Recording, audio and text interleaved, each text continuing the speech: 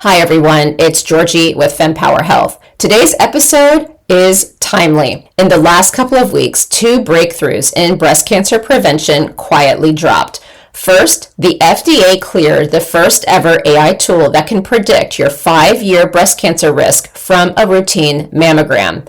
Second, a menopause drug already on pharmacy shelves may also stop invasive breast cancer before it starts in high-risk women. These aren't distant someday ideas. They're practical, equitable innovations that could change screening guidelines and maybe your own care sooner than you think.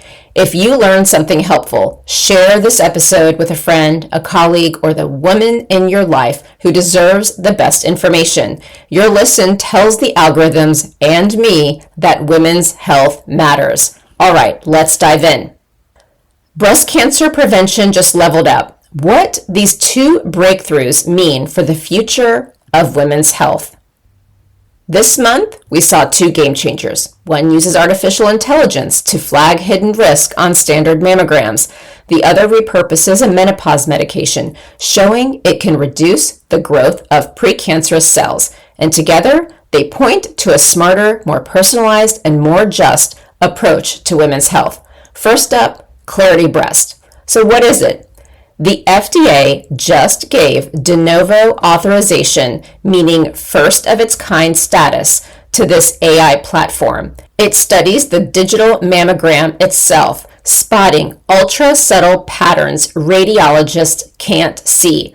Why does this matter? In a study of 30,000 mammograms, 37% of women in their 40s were at intermediate risk. 16% were at high risk, matching women in their 50s and 60s. Age-based guidelines miss them. Clairity Breast can catch them. So what is the practical point here? It bolts onto existing radiology workflow, no new machines. The launch is slated for late 2025. It'll start as self-pay while Clairity works with insurers for coverage.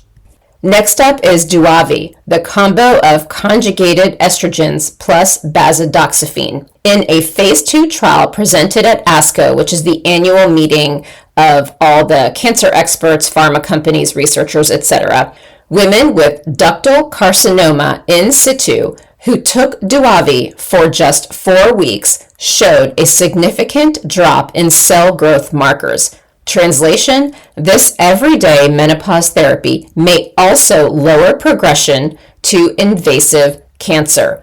Who benefits? Postmenopausal women with high-risk lesions who need symptom relief but can't use standard estrogen therapy.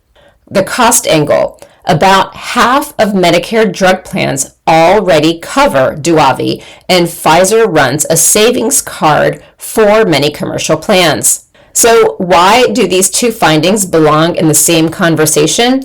Well, neither breakthrough works in a vacuum. Together, they highlight what forward-thinking women's health research should look like. First, precision. Risk scores tailored to you, not the average patient. And then there's prevention. Moving care upstream, catching disease before it starts.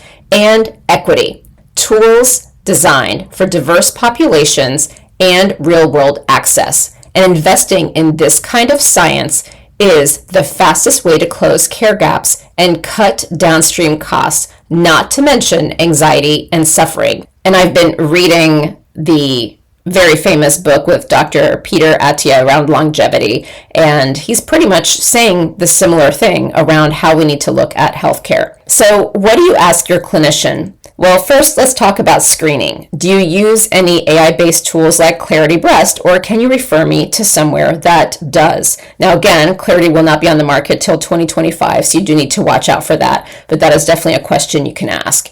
And when it comes to menopause and risk, you can ask, given my history, could a therapy like Duavi make sense for me? And as for coverage, you always want to talk about that. If these options aren't yet reimbursed, what's the out-of-pocket cost, and are payment programs available? Now, your doctor may or may not have answers to all of these questions, but you should ask. Maybe their staff can help you as well, or you might have to just go to handy-dandy Google to get some of this information. If today's episode gave you clarity, pun intended, share it on LinkedIn, or send it to one person who'd appreciate the update. And if you're hungry for more evidence-based insights minus the hype, subscribe to the Fempower Health newsletter. The link is in the show notes. Every Saturday, I break down the research shaping women's health and what it means to you. Thank you so much for listening, and thanks for caring about better care. And I'll see you next week. Thank you for joining me today on Fempower Health.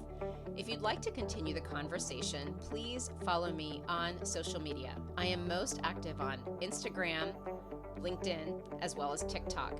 You can also subscribe to the weekly newsletter if you want to stay off social media to get the latest and greatest updates. And you can find the link to that either on my website, fempower-health.com, which is a hub to all the different health topics I've covered over the past 5 years, or you can go to the show notes where there's links to all the helpful resources that are relevant to this discussion.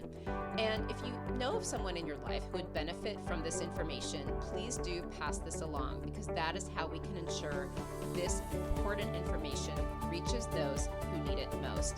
And for anything that is discussed medically, please understand that none of what we share on Fempower Health is medical advice. It is all for information purposes only, and only a conversation between you and your doctor can give you the care that you need. Thank you very much.